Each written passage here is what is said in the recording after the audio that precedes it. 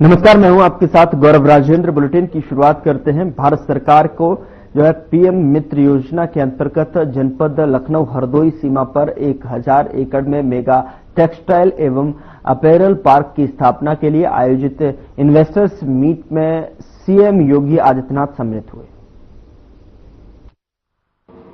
प्रधानमंत्री mega integrated textile reason and apparel योजना यानी पीएम मित्रा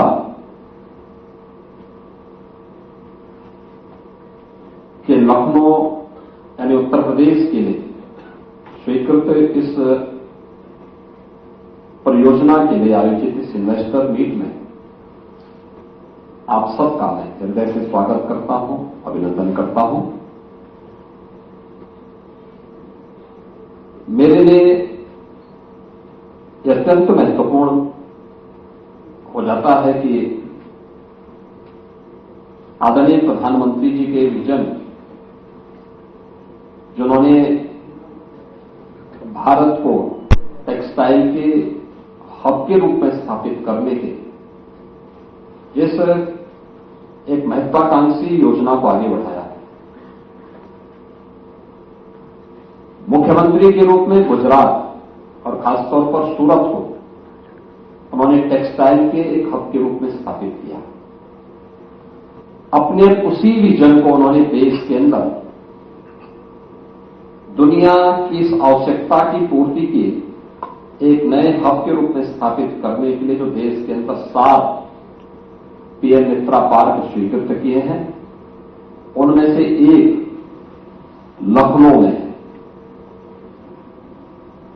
और यह देश के अंदर स्वीकृत 5 पीएम मित्रा पार्क में से एकमात्र पार्क है जो राज्य की राजधानी में स्थापित हो रहा है। और यहां पर भी हम लोगों ने बेहतरीन कनेक्टिविटी के साथ ही इस पीएम मित्रा पार्क के लिए 1000 एकड़ से अधिक लैंड को वहां पर आरक्षित करते हुए अपने प्रस्तावों को, इसके डीपीआर की प्रक्रिया को आगे बढ़ा दिया है। और इस दृष्टि से आज आप यहां पर आए हैं, मुझे इस पर बहुत प्रसन्नता है कि आज इसमें आपको अलग अलग सत्रों में वस्त्र उद्योग की संभावनाओं को लेकर के इस क्षेत्र में उत्तर प्रदेश क्यों महत्वपूर्ण है, इन सभी विषयों पर चर्चा करने और पीएम मित्रा पार्क की लखनऊ की उपयोगिता और इसमें होने वाले निवेश के बारे में बहुत कुछ जानने और सीखने का एक अवसर प्राप्त होगा।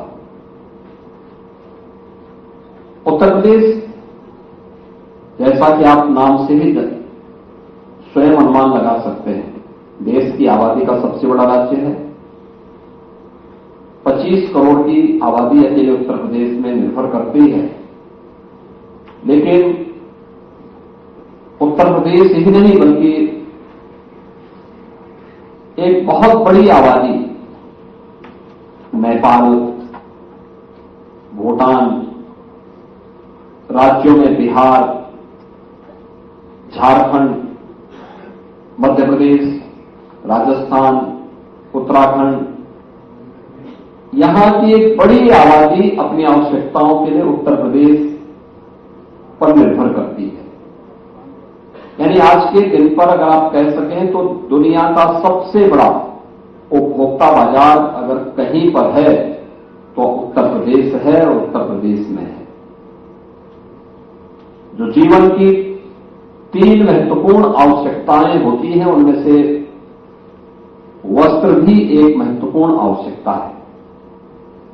और आज के समय में हम अगर उसके अनुरूप मार्केट की डिमांड के अनुसार उस प्रकार की एक व्यवस्था दे सकें, एक ही स्थान पर यहां पर बुनाई भी हो, रंगाई भी हो, छपाई भी हो और उसकी पैकेजिंग भी हो, उसकी डिजाइनिंग भी हो, ये सभी कार्य एक ही स्थान पर करने की सुविधा अगर कोई दे सकता है तो वह पीएम मित्रा पार्क दे सकता है। और इस दृष्टि से इस अवसर के लिए आप सबको आमंत्रित करते हुए मुझे अत्यंत प्रसन्नता की अनुभूति हो रही है। इस कार्यक्रम के पहले मैंने यहां पर अलग अलग फील्ड से जुड़े हुए उत्तर प्रदेश के इन्वेस्टर से भी एक सामान्य मुलाकात मेरी हुई थी, जिसमें अदानी पोर्ट से यहां पर आपके ग्रेटर नोएडा से आए हुए श्री ललित ठकुराल से, कर्नल एस कपूर से, 918 केयर से श्री अमर तुलसियान से, राजलक्ष्मी कॉटन मिल्स से श्री रजत जयपुरिया से, जीएसएल स्पिनर से श्री संदीप खंडेलवाल से, श्री अजय लोहिया, श्री रमेश जैन, श्री राजीव अग्रवाल, श्री संजय जैन और श्री दिवाकर मारी, इन सभी के साथ अभी मेरा एक संवाद भी हो रहा था। उत्तर प्रदेश सरकार ने अपने यहां इन्वेस्टमेंट के लिए एक बहुत सकारात्मक माहौल पिछले 8 वर्ष के अंदर हम लोगों ने तैयार किया, और सकारात्मक माहौल हर प्रकार से जो भी होगा पॉलिसी के अंदर होगा, पॉलिसी के दायरे में होकर होगा।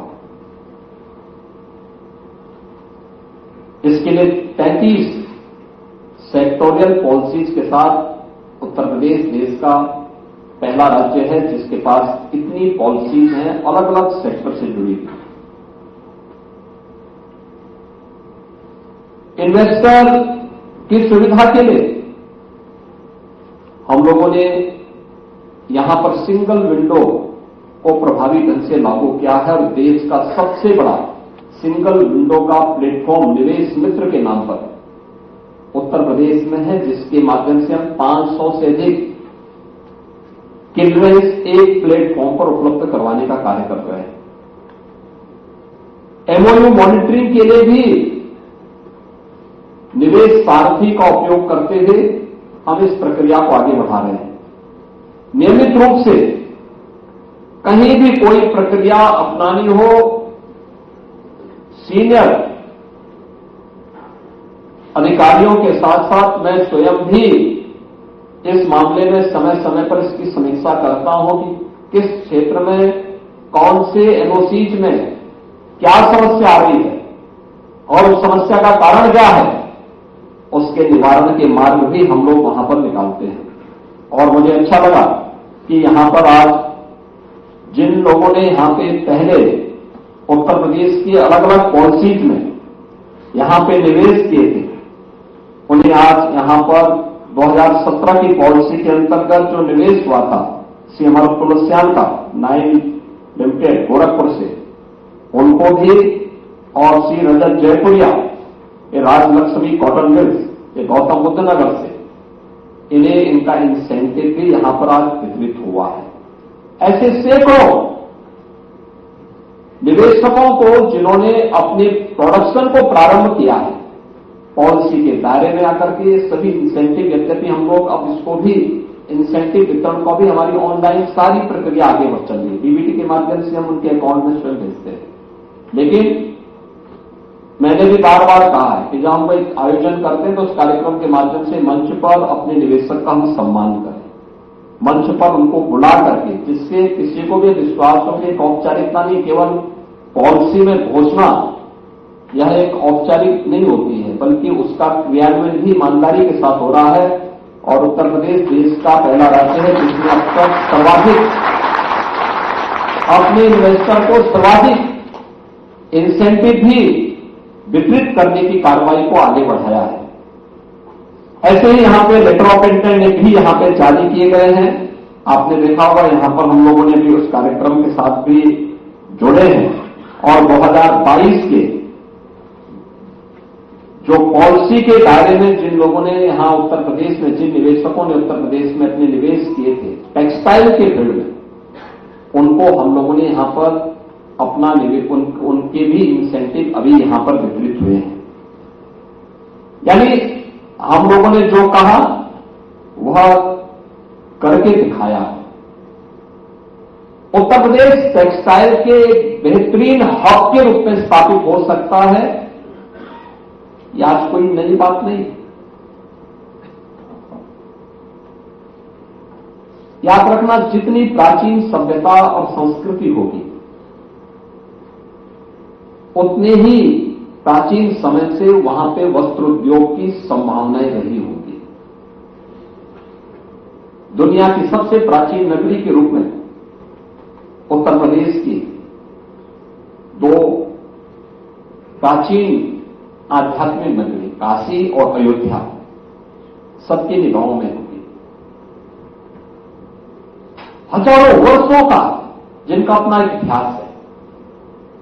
स्वाभाविक रूप से ये नगरी केवल एक आध्यात्मिक चिंतन की आधार नहीं थी,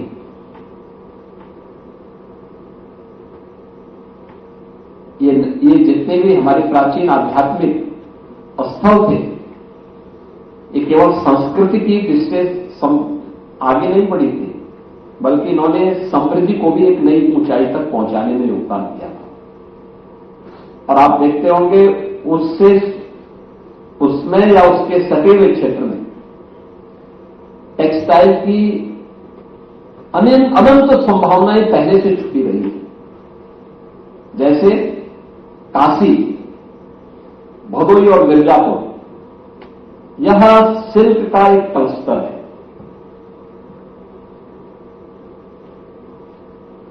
वाराणसी साड़ी, कौन से ऐसे भारतीय परिवार होंगे जिन परिवारों में किसी मांगलिक कार्यक्रम में वाराणसी की साड़ी लोगों की पसंद न बनती हो। कारपेट, वाराणसी, भदोई और मिर्जापुर का कारपेट आज फिर से वह पुनर्जीवित हुआ है। अयोध्या में अगर आप आएंगे तो अयोध्या के साथ अंबेडकर नगर जनपद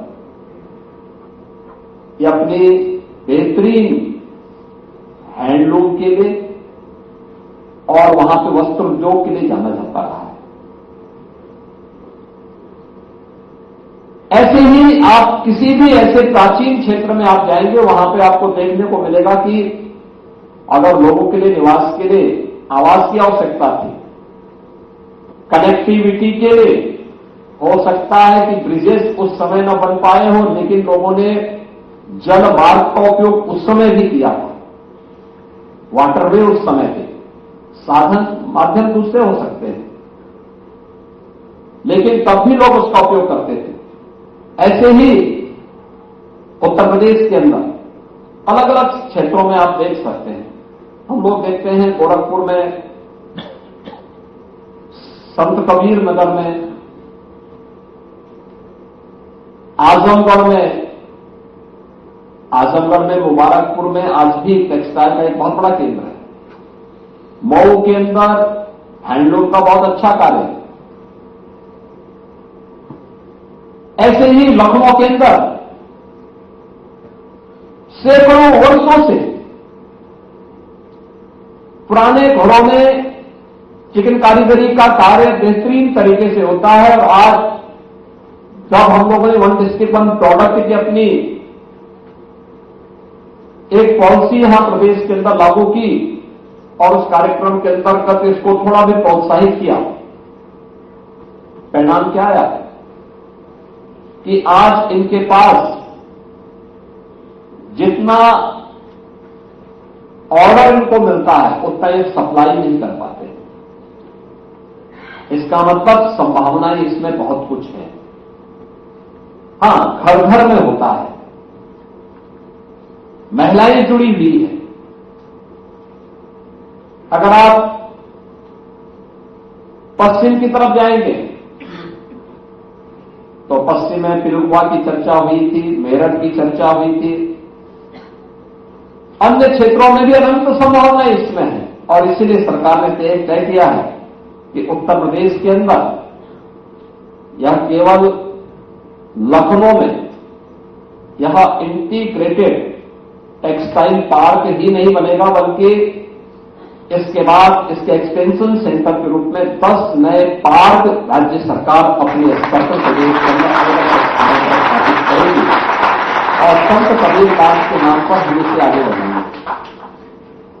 टेक्सटाइल के साथ साथ लेदर के भी जो नए क्लस्टर विकसित हो सकते हैं, 2 नए लेदर पार्क संत रविदास के नाम पर हम उत्तर प्रदेश के अंदर इसके साथ ही विकसित करने जा रहे हैं। यानी ये उत्तर प्रदेश की इन संभावनाओं को आगे बढ़ाता है और इन कार्यक्रमों को हम आगे बढ़ाने के लिए पूरी तरीके से इन कार्यक्रमों के साथ जुड़े हुए हैं।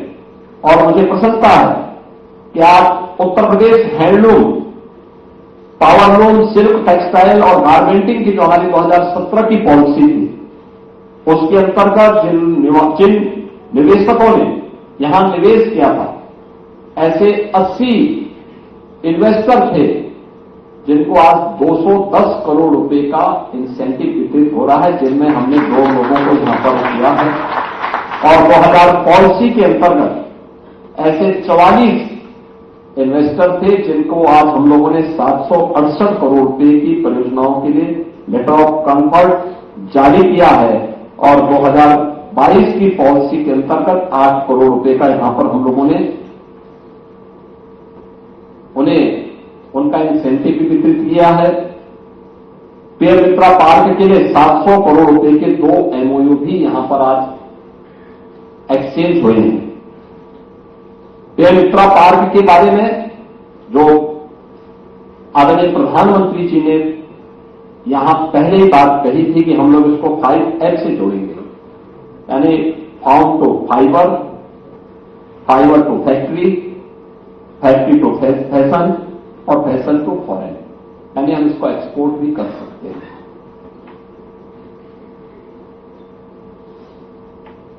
यानी 5F के आधार पर इस पूरी पीएम मित्रा पार्क के कॉन्सेप्ट को आगे बढ़ाने के लिए, जिसके बारे में मैं कह रहा था, 140 करोड़ की आबादी का भारत और टेक्सटाइल की कोई ऐसी इंटरनेशनल ब्रांड जो दुनिया के अंदर छा जा रही हो, उसको तैयार करने का एक अवसर है। रेडीमेड गारमेंट्स में जो अनंत संभावनाएं हैं, दुनिया के मार्केट की मैपिंग करके वहां तक पहुंचने के लिए हमारे पास संभावनाएं हैं, क्योंकि बांग्लादेश की कुल आबादी 16 करोड़, लेकिन दुनिया के अंदर वह रेडीमेड गारमेंट्स में छा गए। 140 करोड़ का भारत इस दिशा में आगे क्यों नहीं बढ़ सकता? एक बड़ी आबादी ऐसी है जिसकी हाथ पुकारे चाहिए, लेकिन उसको रास्ता दिखाने वाला कोई हो, उसकी ट्रेनिंग के कार्यक्रम को आगे बढ़ाना, उसकी डिजाइनिंग के साथ, पैकेजिंग के साथ, क्योंकि हर एक का अपना महत्व है। और उस कार्यक्रम के साथ अगर हम जुड़ेंगे तो उन सभी कार्यक्रमों को एक साथ हम कर पाएंगे। और इसमें इसीलिए प्रधानमंत्री जी ने इस बात को कहा कि पीएम मित्रा पार्क उसका कॉन्सेप्ट बहुत साफ है। कटाई हो एक ही क्षेत्र में, कटाई के लिए, बुनाई के लिए, रंगाई के लिए, उसकी छपाई के लिए, ये सभी एक साथ एक ही प्लेटफॉर्म पर हम लोग एक ही स्थान पर हमें सभी सुविधाएं प्राप्त हो सके, इसको लेकर के हमें वहां पर कार्य करना है। इस दृष्टि से उत्तर प्रदेश के अंदर जो ये कार्य यहां पे हो रहा है, 1000 एकड़ के क्षेत्रफल में पीएम मित्रा पार्क स्थापित हो रहा है, यह लखनऊ सिटी से एकदम सटा हुआ क्षेत्र है। आउटर रिंग रोड, तो 6 लेन का आउटर रिंग रोड बना है, यहां से 4 लेन की कनेक्टिविटी राज्य सरकार उपलब्ध कराने जा रही है। मैंने पहले भी कहा कि रोड की कनेक्टिविटी में आज के दिन पर उत्तर प्रदेश देश के अंदर सर्वाधिक एक्सप्रेस हाईवे रखने वाला राज्य है। गंगा एक्सप्रेस वे बनने के बाद 55% एक्सप्रेस वे उत्तर प्रदेश के पास होंगे देश के। रेलवे का सबसे अच्छा नेटवर्क हमारे पास, यहां से कानपुर का जो हमारा इस इनलैंड वहां पर जो हमारा यानी उत्तर प्रदेश का हम लोग यहां पे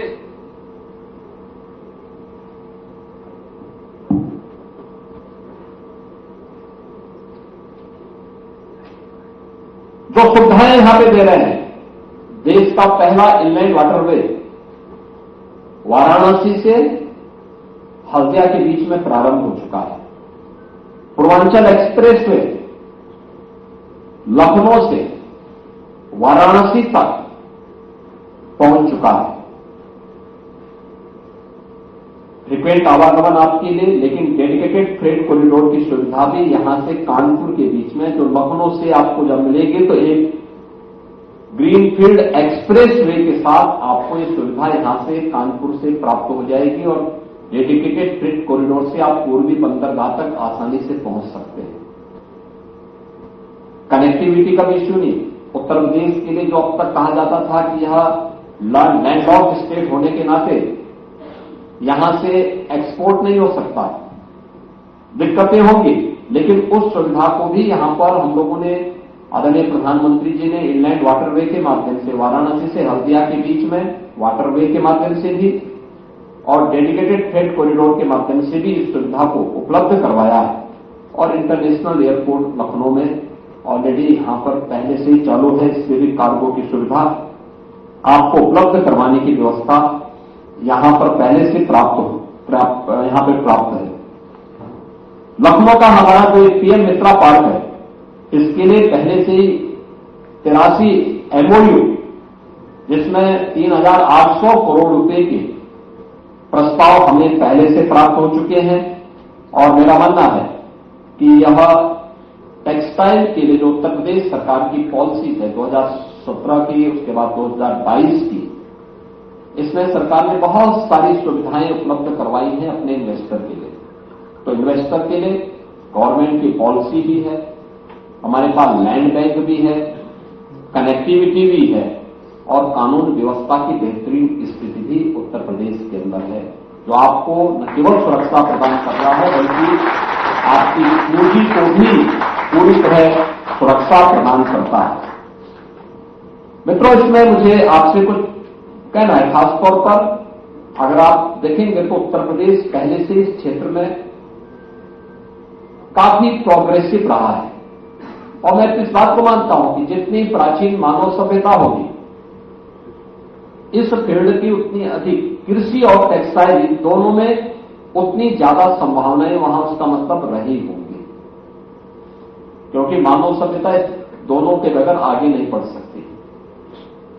कृषि का रहा होगा तब जाके मानव वहां पनपा होगा। मानव सभ्यता है तो इसका मतलब वस्त्र को किसी न किसी रूप में लोग वहां पे धारण करते रहे होंगे और उस प्राचीन परंपरा का कोई वास्तव में विरासत का कोई सच्चा प्रतिनिधित्व करता है तो वह उत्तर प्रदेश करता है। और इसीलिए उत्तर प्रदेश ने बीच के उस काले अध्याय को छोड़ दिया जाए जब सब कुछ उत्तर प्रदेश की उन अनंत संभावनाओं को एक प्रकार से बाधित कर दिया गया था, उसके सामने बैरियर खड़े कर दिए गए थे। आज उससे उभर करके आगे बढ़ चुका है। अब उत्तर प्रदेश आज के दिन पर हम लोग वस्त्र उत्पादन में 13% योगदान के साथ देश के अंदर तीसरे स्थान पर उत्तर प्रदेश है और 20 लाख से अधिक वर्तमान में हम लोग इसके माध्यम से रोजगार भी प्रदान कर रहे हैं। प्रदेश ने इसके बारे में तमाम अन्य संस्थान भी खड़े किए हैं, खासतौर पर NIFT Raebareli, textile technology institute Kanpur, Indian institute of apparel technology Varanasi, ये सभी हम लोगों ने यहां पर आगे बढ़ाई। सभी इंस्टीट्यूट भी हमारे आगे बढ़े हैं और अब तक हम लोगों ने उत्तर प्रदेश के अंदर जिन 80 निवेशकों ने यहां पे अपना निवेश उत्तर प्रदेश के अंदर किया है, ऐसे 80 इकाइयों को हम लोगों ने 210 करोड़ रुपए का भी इंसेंटिव उन्हें प्रदान किया है, जिसमें अरविंद मिल्स का है, टीटी ग्रुप का है, गणेशा इकोस्फीयर का है,